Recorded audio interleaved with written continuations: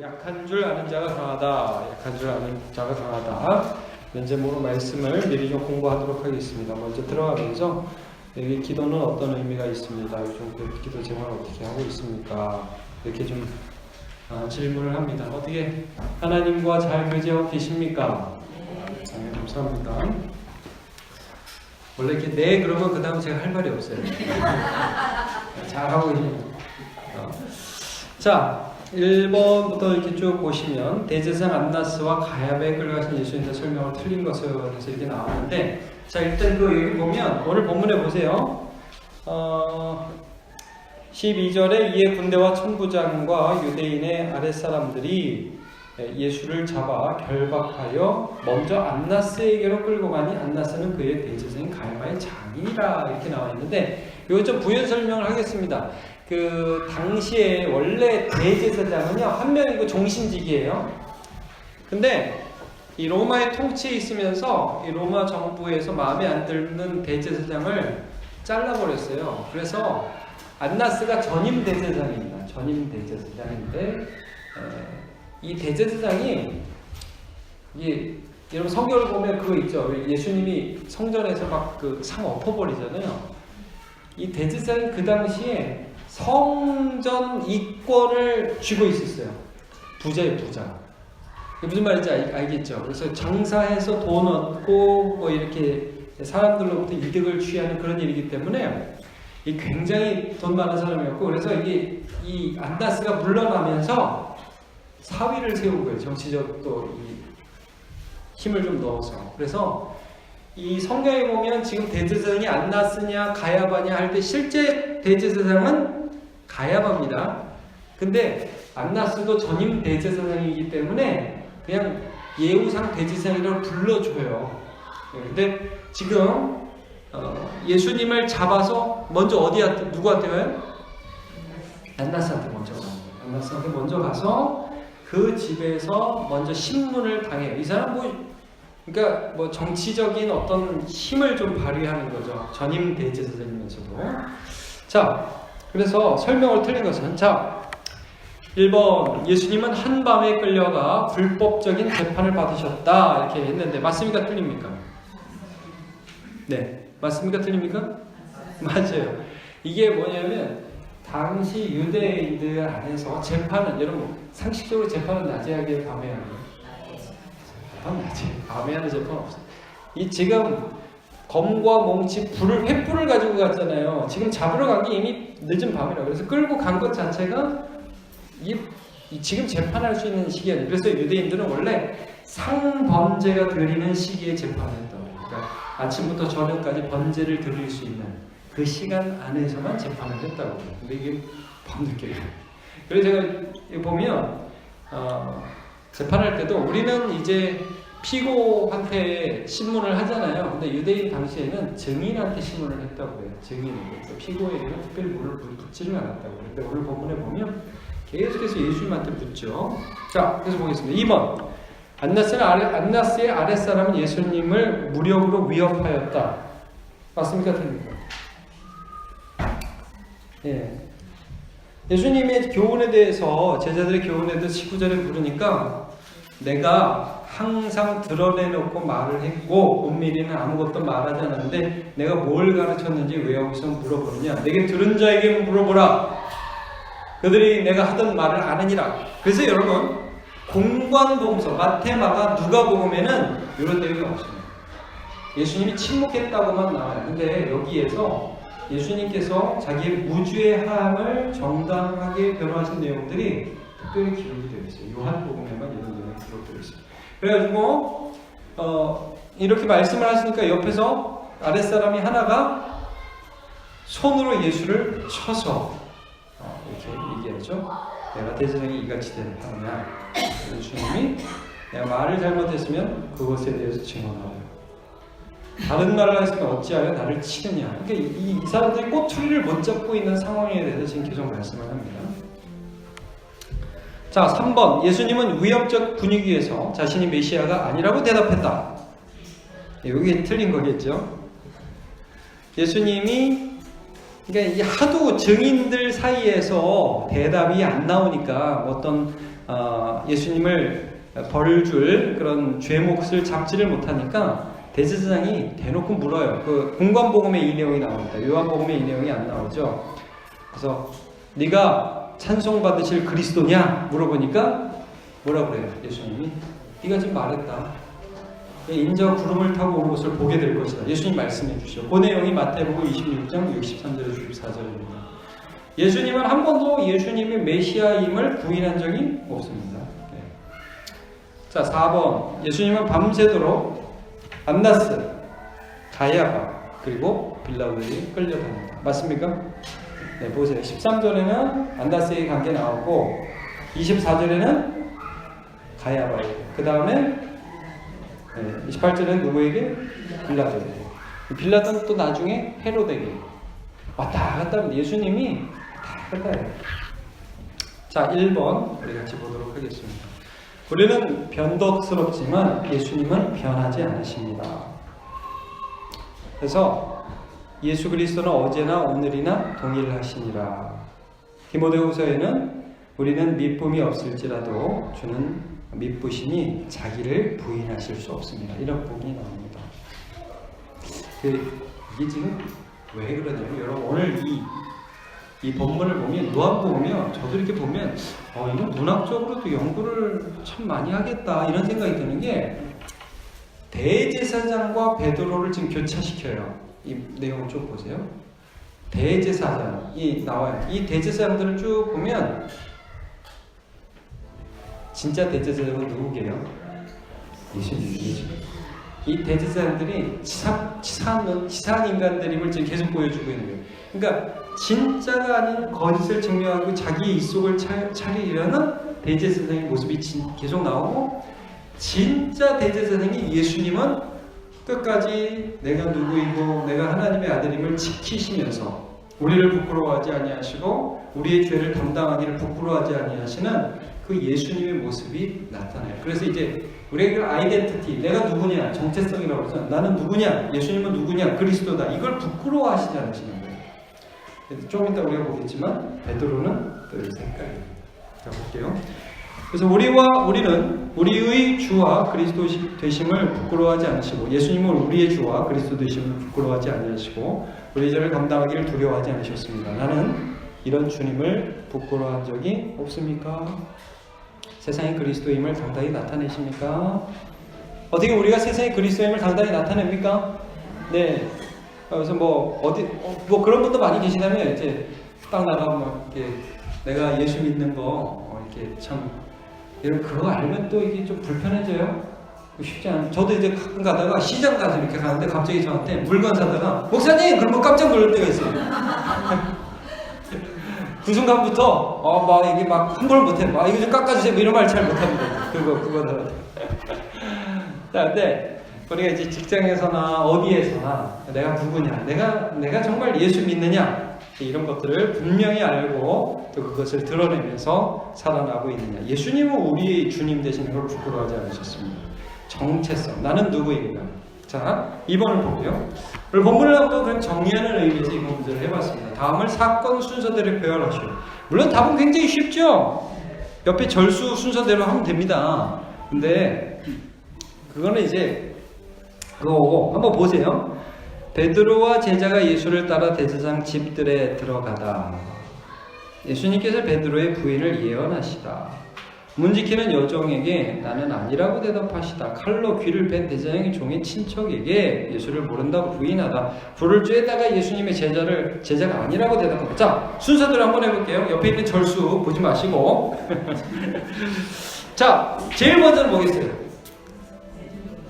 2번이죠. 예수님께서 베드로의 부인을 예언하시다. 베드로가 예수님 모른다고 예언하시다. 자, 이제 오늘 본문에서 사실 굉장히 중요하게 대두되는 것은 대제사장과 베드로예요. 베드로가 13장에 보면 그거 한번 보세요. 이게 있기 때문에 오늘의 의미가 있는데요. 13장. 자, 세 계명을 주니 서로 사랑하라, 막 발도 씻어주시고 막 그러시잖아요. 이제 막 그 마지막 만찬 하시고 나서 36절에 시몬 베드로가 주여 어디로 가시나이까? 예수님 이런 말씀하셨어요. 지금은 넌 내가 있는데 못 온다. 나중에는 올 수 있다. 그러니까 예수님이 이 말을 듣고서 주님 어떻게 이렇게 서운한 말씀을 하고 그러세요. 내가 왜 지금은 못 따라갑니까? 주를 위해서 난 죽을 겁니다. 자신 있게 대답했어요. 다른 제자들 다 같이 그랬죠. 38절 읽어볼게요. 같이요. 시작. 예수께서 대답하시되 네가 나를 위하여 내 목숨을 버리겠느냐? 내가 진실로 진실로 내게 이르노니 닭 굴기 전에 내가 3번 나를 부르리라. 네. 베드로가 예수님 위해서 죽겠다고 대답을 했고 예수님은 너 나 모른다고 3번 부인할 거다. 베드로는 이걸 받아들이지 않습니다. 그 말씀이 이루어지는 과정이 오늘 본문이죠. 자, 이렇게 하고 그날 밤이 됐고 베드로는 최선을 다했어요. 일단 칼로 막 칼질도 해보고 귀도 베고 막 그랬습니다. 자, 일단 그래서 2번 다음에 1번이죠. 네, 베드로와 제자가 예수를 따라 제사장 집들에 들어가다.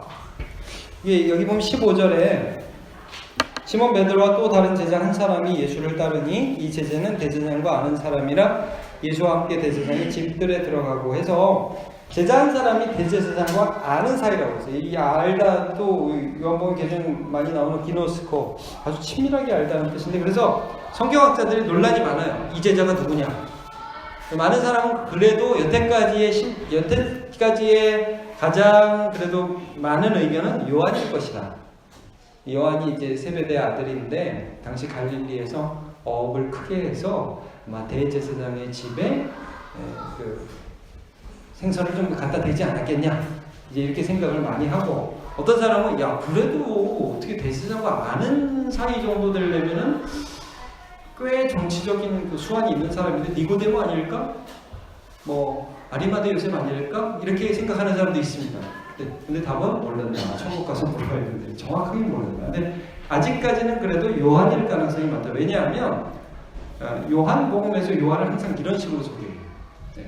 어떤 제자가 있다. 주님이 사랑하는 제자가 있다. 뭐 21장에서도 베드로에게 그 제자는 죽지 아니하리라 한 제자가 있다. 이런 식으로 항상 말씀을 하기 때문에 거절로 요한이 아닐까 이렇게 생각을 합니다. 어쨌든 그 제자가 부탁을 해요. 그래가지고 베드로를 집들 안으로 가지요. 자, 근데 그 다음에 이제 부인이 3번 모른다고 부인 디나이, 나 모른다 이렇게 부인을 하게 되는데, 자, 그 다음에 제일 먼저 부인은 누구한테 하죠? 네, 문 지키는 여종에게 합니다. 근데 이게 다시 하겠지만 여러분 17절 보세요. 문 지키는 여종에게 베드로가 너도 문 지키는 여종이 베드로에게 말하되 너도 이 사람의 제자 중 하나가 아니냐. 자, 요 말은 헬라어 원어에 의하면 말투가 당신은 예수님 믿는 사람 아니죠? 이런 말투예요. 너 그 사람이 이런 말투가 아니에요. 당신은 예수님 믿는 사람 아니죠? 이런 말투예요. 그냥 특별히 많은 의심을 하는 그런 막 다짜고짜 하는 그런 말투는 아니에요.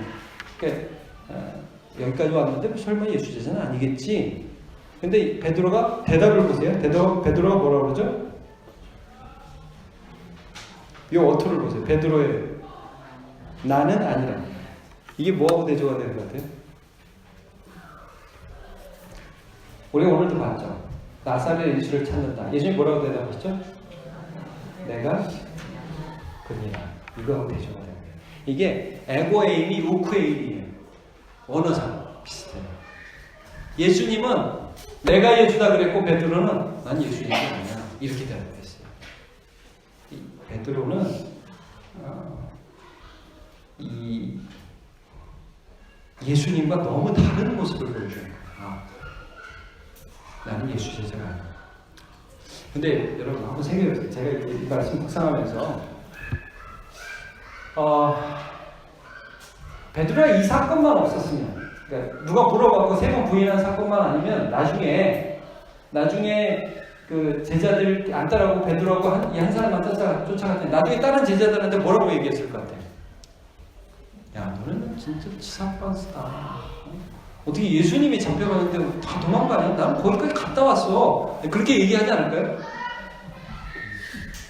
너네 다 도망가, 나는 거기 직접 갔어야 너네 진짜 치사하더라 하면서 얘기할 수 있겠죠. 근데 예수님이 이게 뭐 다 섭리 가운데 일어난 일인데 예수님이 베드로가 얼마나 약한지를 사실 보여주고 계신 거예요. 나는 아니다라고밖에 대답할 수 있을 것 같았어요. 근데 못해요. 그럼 제가 조금 여기 일단 보면서 두 번째는 누구한테 부인하죠?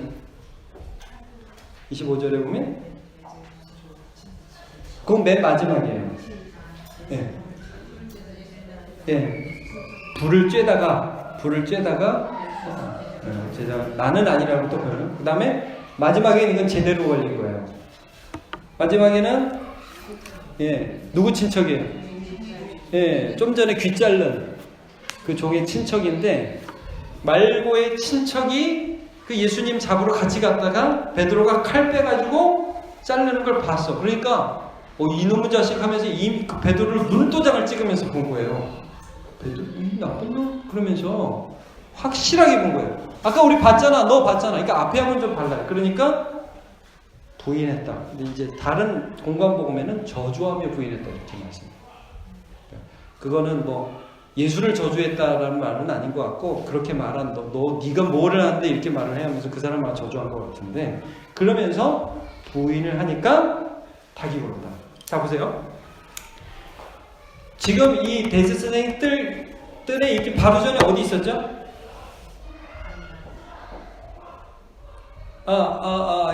안나스의 뜰. 지금 이제 가야바에로 보냈는데 이게 지금 가야바의 뜰에 있었던 것 같아요. 가야바의 뜰에서 이제 첫 번째는 안나스였던 것 같고 두 번째, 세 번째는 이 가야바의 뜰에서 있었던 일 같은데 자, 요 안나스 가야바 집에 가기 전에 무슨 동산에 있었어요?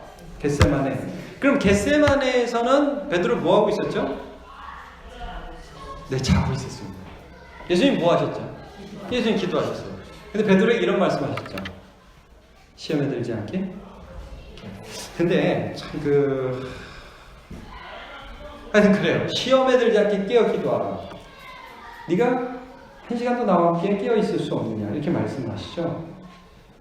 베드로는 자기가 이렇게 부인할 줄 할 수 있을 것 같습니다. 근데 예수님 아셨어요. 이렇게 할 수밖에 없다. 그러니까 사실 그래서 기도하라고 한 건데 자버렸어요. 뭐 이게 당연한 결과인데 여러분 우리가 약합니다. 약한 줄 아는 사람은 기도하죠. 약한 줄 아는 사람은 기도합니다. 자기가 센 줄 아는 사람은 잡니다. 자, 순서대로 배열할 수 있겠죠? 네, 3번 보죠. 베드로의 모습과 내 모습 속에서 닮은 점이 있다면 골라봅시다. 자, 이거 적용적으로 한번 봅시다. 할 수 있다고 큰 소리치면 실제로는 못한다.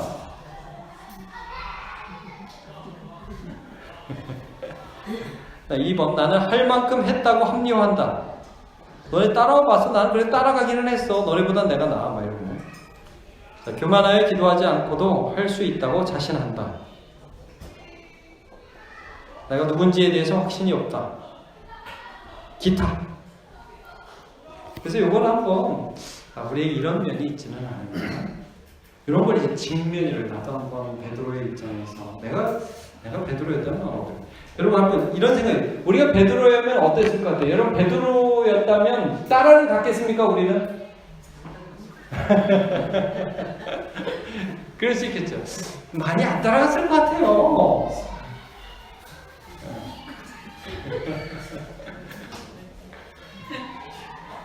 그럼 따라는 갔으면 부인은 안 할 수 있을까요? 당연히. 또 너무 당연한 거예요?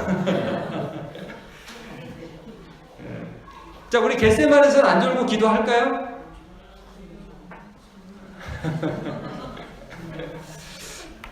자, 근데 사실은 이제 예수님이 참 중요한 게 예수님이 그런 베드로의 약함을 다 알고 있다는 게 사실은 더 중요해요. 큰 틀에서는. 베드로가 그렇게 약한 줄 알고 예수님이 베드로를 위해서 기도하셔서 사실은 이제 여태까지의 베드로보다 이후의 베드로가 더 중요해요. 그렇죠? 여태까지 베드로가 이렇게 막 나는 할 수 있다고 소리 지르다 못하고 그랬던 베드로가 이 사건을 경험하면서 어떻게 변했겠어요? 아, 내가 약하구나 하는 걸 알게 되죠. 그게 중요해요.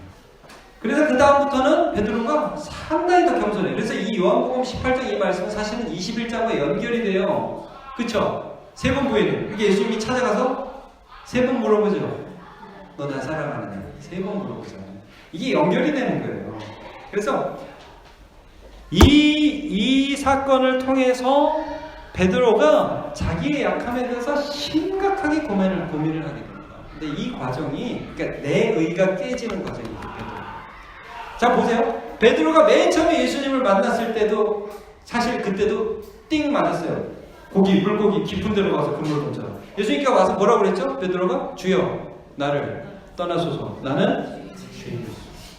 분명히 자기가 죄인인 거 처음부터 깨달았어요. 근데 여러분, 죄인지 한 번만 깨달으면 돼요? 아니요, 그렇지 않아요. 죄는 질긴 놈이에요. 죄는 평생 우리를 쫓아다닙니다. 그래서 우리가 기도해야 돼요. 베드로가 이 사건이 베드로의 그래서 우스갯소리로 그러잖아요. 베드로는 평생 치킨을 안 먹었다. 우스갯소리로 하는 말입니다. 그런 얘기를 하는데 이게 자기 인생에 어떤 변화를 가져왔을 것입니다. 겸손한 사도입니다. 예수님이 그래서 제자들에게 부활하신 다음에 승천하시면서 뭘 부탁해요? 성령을 기다려라, 기도해라 그러잖아요. 그래서 완전히 다른 사람이 됩니다. 자, 나는 2번 볼게요. 베드로는 닭이 올 때 예수님 말씀이 생각나서 웁니다. 그렇죠? 사실 이제 누가복음에 보면 예수님이 쳐다보셨다 그랬어요. 베드로 세 번째 부인하실 때 쳐다보셨다. 저는 이런 생각이 들어요. 이놈의 새끼, 나쁜 새끼 막 이렇게 쳐다보지 않으셨을 것 같고, 베드로야 참 연약한 그 모습 그대로 알겠지, 다음부터 그러지 마, 그런 모습으로 쳐다보시지 않았을까 생각이 듭니다. 우리는 말씀이 나를 책망하는 그런 경험을 한 적이 있습니까? 나는 참 약하구나 하는 것을 깨달았던 적이 있나요? 나는 참 부족하구나. 여러분, 그게 복입니다. 자기가 뭐 다 할 줄 아는 것처럼 기고만장해서 하는 것은 그것은 복이 아닙니다. 자, 마치면서 보죠. 나는 누구입니까? 강한 자입니까? 약한 자입니까? 언제든지 예수를 부인할 수 있는 연약하고 악독한 죄인임을 우리 인정할 수 있습니까? 네, 그런 자가 기도한다는 거예요. 그런 자가 주님 붙들고 내가 강한 게 아니라 내가 약한 줄 알아서 기도하는 자가 강한 자라는 거예요. 예. 내가 다 아는 자가 센 자가 아니라 내가 약한 줄 알아서 주님 붙드는 자가 강한 자인 것이죠. 바울은 주 안에서 내가 약할 때 강하다고 고백합니다. 여러분 이거 아시죠? 내 가시가 있어서 주님 달라고 그러니까 내 은혜가 너에게 족하다. 아, 내가 약할 때 주님을 의지하게 돼서 내가 강하구나. 약할 때 강함 되시는 주님. 그래서 나는 누구인가를 질문에 나의 말로 대답해 봅시다. 그래서 여기에 대해서 한번 구역원들하고 나는 누구인가 한번 적어보세요. 나는 이런 약점도 있고 저런 약점도 있지만 결론은 그런 예수님 안에 내가 사로잡혀 있습니다 라는 말로 한번 정리를 해보면 좋겠습니다. 네, 그렇습니다. 제가 기도하겠습니다. 하나님 감사합니다. 오늘 본문에 베이트스강과 베드로의 모습이 교차되면서 그 가운데에 예수님께서 어떻게 베드로를 약한 것을 알게 하시며 또 주님 의지하게 다시 새로운 사람으로 세워가는가 하는 것을 보게 되었습니다. 하나님, 우리도 참 약한 줄을 날마다 알고 깨닫게 됩니다. 그때마다 엎드려 기도하게 하시고 하나님 의지하게 하시고 예수 붙들어서 내가 약할 때 주님은 강하심을 경험하게 도와주옵소서. 한 주간도 잘 살게 해주시고 또 토요일날 그 영혼들과 함께 다절도 섬길 때에도 지혜와 능력으로 함께하여 주옵소서. 예수님의 이름으로 기도하옵나이다.